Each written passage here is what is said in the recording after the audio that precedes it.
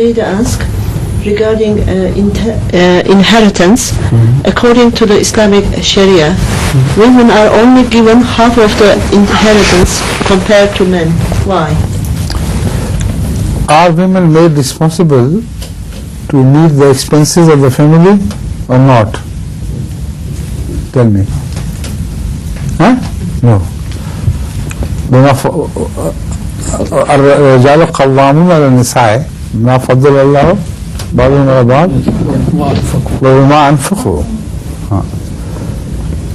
This verse, I mean, I hope I have quoted it rightly, but the meaning is very clear.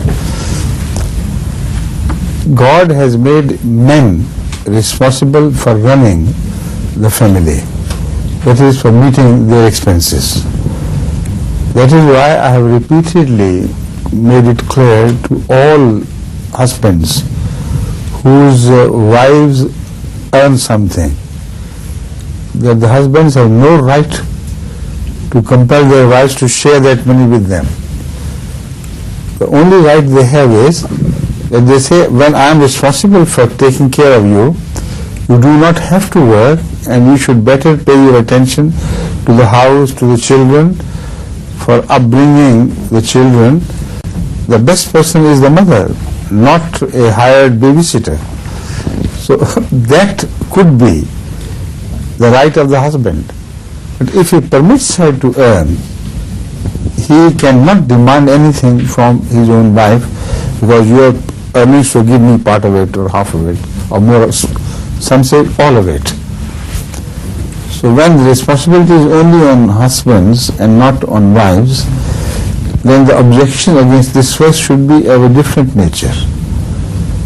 It should be why Islam is generous to girls, that it gives half while they don't have any responsibility at all in pushing the wheel of economy.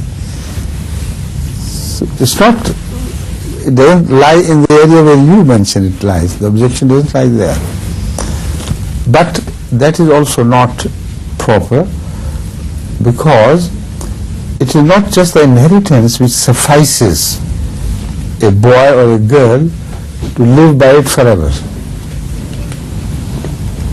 It is the input of his energy, his mind and his labor which makes him earn the living in most cases.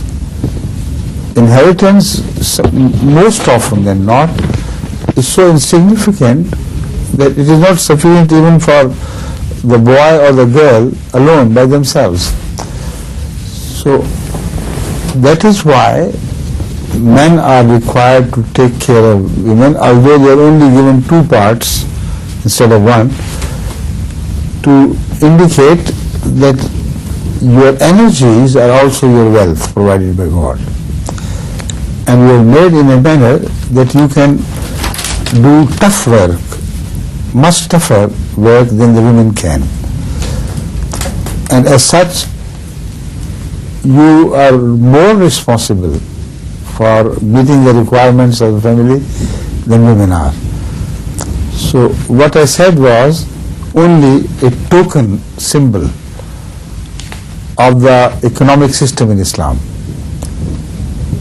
It is a gift from God to women, so that they may not think that they have been left out of the wealth of their parents, which unfortunately was done to them by other societies and by other religions. So it's a grace of Allah upon women that they are given half the share, while their responsibilities are minimal as compared to the gift they receive. Got it? Thank you. The verse of Surah is referred to is from Surah Nisa, verse number 35. أعوذ بالله من الشيطان الرجيم الرجال قوامون على النساء بما فضل الله بعضهم على بعض وبما أنفقوا من أموالهم.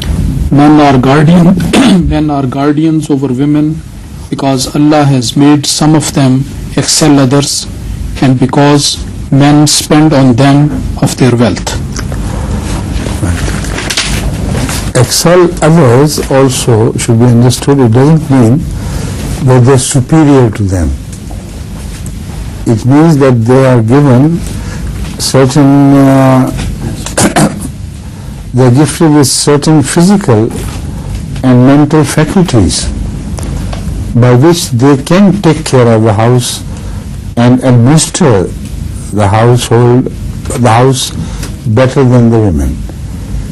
Now this again is another question which we should turn to, but after the translation inshallah I will return to this part. Now the second part which I mentioned was regarding the meaning of fazilat. In what way God has made men superior to women? God has made men superior with reference to this verse, yet the other verses of the Holy Quran clearly indicate that in rights they are equal. There is no difference in their fundamental human rights. So the word equality must not be, or inequality must not be misunderstood. Fadilat is in areas of their constitution, which is something which is recognized in the entire world, and no non-Muslim can deny it. Even those who plead for the women's lib from men, even they cannot deny it, that men have an advantage over women. So Fadl should have been translated as advantage, because we have given them some advantage over women. This is the right meaning of this verse. Now when you see, if you ever see the television pictures of Olympics, for instance, why don't you, if being women, I'm addressing you, why don't you object to, for instance, boxing contests being held separately? Men box with men and women box with women. Why don't you raise your voice in protest? We want equal rights. Please, let's box with Bruno or anybody else. Because are we not equal? When races occur, why do the women, why are the women made to run races in separate tracks among themselves and not with men? Why in javelin throw there is no competition between men and women? This means that the truth of the Quran is being spoken by those who do not believe in it. They have to admit the Quran is right. Right?